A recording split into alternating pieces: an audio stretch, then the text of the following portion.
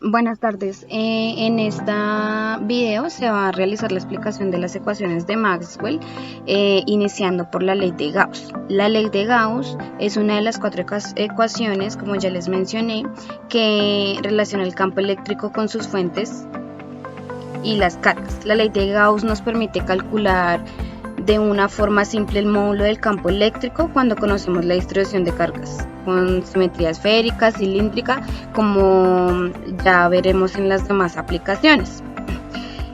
Seguido de esto vamos a revisar la fórmula y la ecuación que se usa en la ley de Gauss y también veremos el ejemplo, la explicación de uno de los ejercicios y sus correspondientes soluciones. Bueno, la fórmula de la ley de Gauss, como estamos viendo, por ejemplo, el vector de superficie S es un vector que tiene por módulo el área de dicha superficie. La dirección es perpendicular al plano que la contiene. Cuando el vector de campo E y el vector superficie S son perpendiculares, el flujo es cero.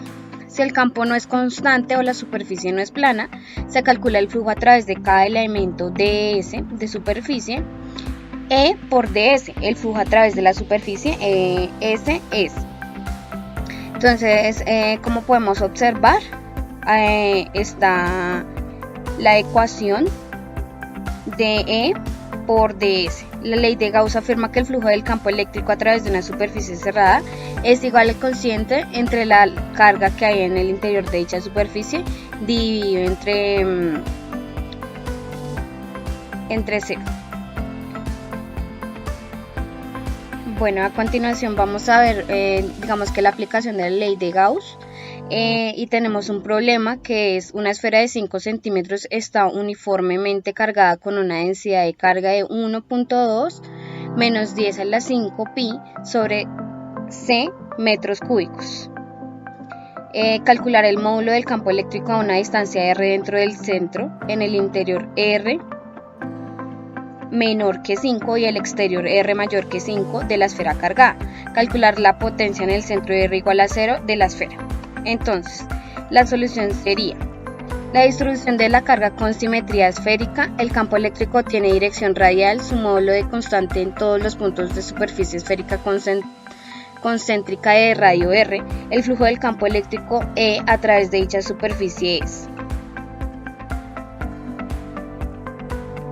Entonces tenemos que la ecuación de E por ds igual a Q de 0 a la 3, E igual a Q de 4 pi de 0 R a la 2. Entonces para R menor que 5 centímetros sería Q igual a 1.2 por 10 a la menos 5 sobre pi por 4 sobre 3 pi r cúbicos igual a 1.6 por 10 a la menos 5 r3 o r cúbico. E igual a 144.000 por r sobre n por r por n sobre c. Para r mayor a 5 centímetros tenemos que Q es igual a 1.2 por 10 a la menos 5 sobre pi por 4 tercios pi por 0.5 cúbico igual a 2 por 10 a la menos 9, que quedaría E igual a 18R2 de n sobre c. Pues también digamos que agregamos la gráfica del campo.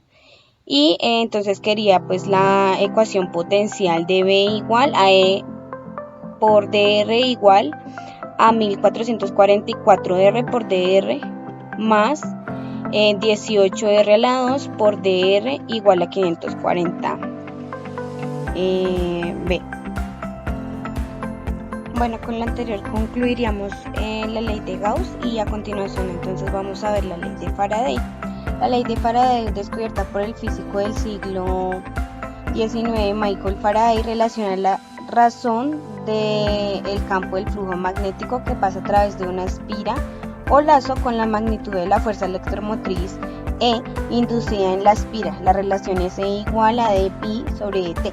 La fuerza electromotriz o FEN se refiere a la diferencia del potencial a través de la esfera descargada, es decir, cuando la resistencia en el circuito es alta. En la práctica es a menudo suficiente pensar la FEN como un voltaje, pues tanto el voltaje como la FEN se miden con la misma unidad, el volt.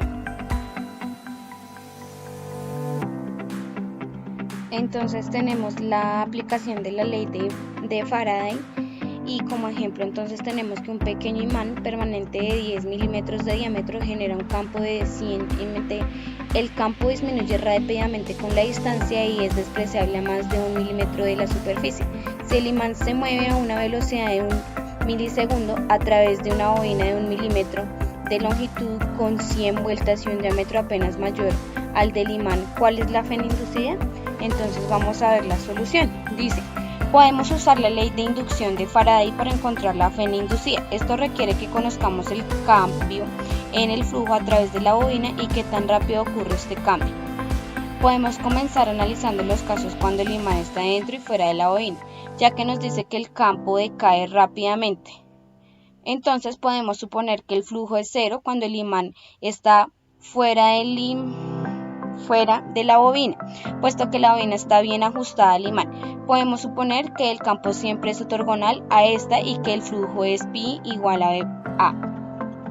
Ya que sabemos que el imán se mueve a 1000 milímetros sobre segundo, entonces estará dentro de la bobina de 1 milímetro de longitud durante apenas 1 sobre 1000 segundos y 1 milímetro de segundo. Por lo tanto, al aplicar la ley de Faraday nos daría E igual a menos n de pi sobre dt igual, quedándonos menos 100 vueltas por 100 por 10 a la menos 3t pi 5 por 10 a la menos 3 m a la 2 sobre 1 por 10 a la menos 3 s, dando como los resultados. A continuación seguimos con el flujo magnético. El flujo magnético es una medida del campo magnético total que pasa a través de un área dada. Es una herramienta útil para describir los efectos de la fuerza magnética en algún objeto que ocupa un área dada. La medición del campo magnético está atada al área particular de elección. Podemos escoger cómo queremos el tamaño del área y su orientación relativa al campo magnético. Si usamos la representación de líneas de campo del campo magnético, entonces cada línea de campo que atraviesa un área dada contribuye con algo de flujo magnético. El ángulo al cual la línea de campo se interseca con el área también es importante. Una línea de campo que penetra de forma rasante contribuye con una pequeña componente de campo al flujo magnético. Cuando calculamos el flujo magnético solamente incluimos el componente del vector de campo magnético que es normal a nuestra área de prueba. A continuación vamos a ver la aplicación del campo magnético. Bueno, antes de la aplicación vamos a ver que si cogemos una superficie simple y plana de área A como nuestra área de prueba y hay un ángulo cero entre su normal y un vector de campo vectorial, la magnitud B, entonces el flujo magnético es pi igual a BA por coseno del ángulo. Si la superficie es perpendicular al campo, entonces el ángulo es cero y el flujo magnético simplemente es BA.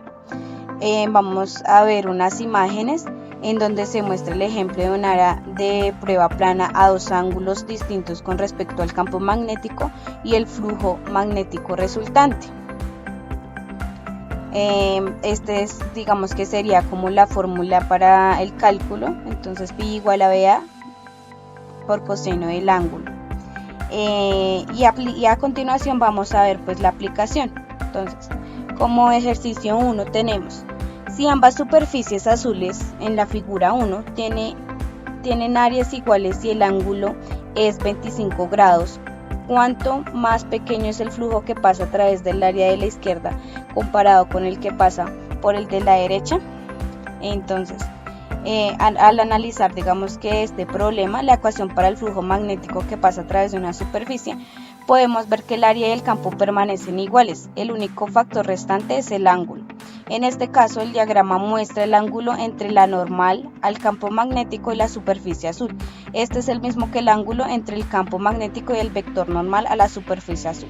Así es como coseno de 25 grados es igual a 0.91. El flujo magnético que pasa a través de la línea inclinada es alrededor de un 9% menor que el que pasa a través del área normal del campo. Bueno, a continuación vamos a seguir con la ley de Ampere, la ley de Biot de 1774-1882 y Savart de 1791 a 1841 expresa la relación existente entre la intensidad I de una corriente eléctrica rectilínea y estacionada de valor constante y el campo magnético B que dicha corriente crea a una cierta distancia R de la misma. Vemos como una inducción magnética o densidad de flujo a una distancia de perpendicular de un conductor recto y largo por el cual fluye una corriente. Como podemos ver, pues encontramos, digamos que una demostración de la fórmula donde nos muestra qué símbolos y a qué corresponde, por ejemplo la constante de permeabilidad magnética, la I de intensidad de la corriente y la B de campo magnético. Vamos a ver la ecuación. Ampere de 1775 a 1836, inspirándose en esta expresión, estableció en 1826 una relación general entre estas dos magnitudes, sea cual sea la forma del conducir por el que circula la corriente de intensidad constante I. Tenemos que B por DI igual a U por una ecuación de I. La ley de Ampere establece que para cualquier trayecto de bucle cerrado, la suma de los elementos de longitud multiplicado por el campo magnético en la dirección de esos elementos de longitud es igual a la permeabilidad multiplicada por la corriente eléctrica encerrada en ese bucle. Y vemos una demostración.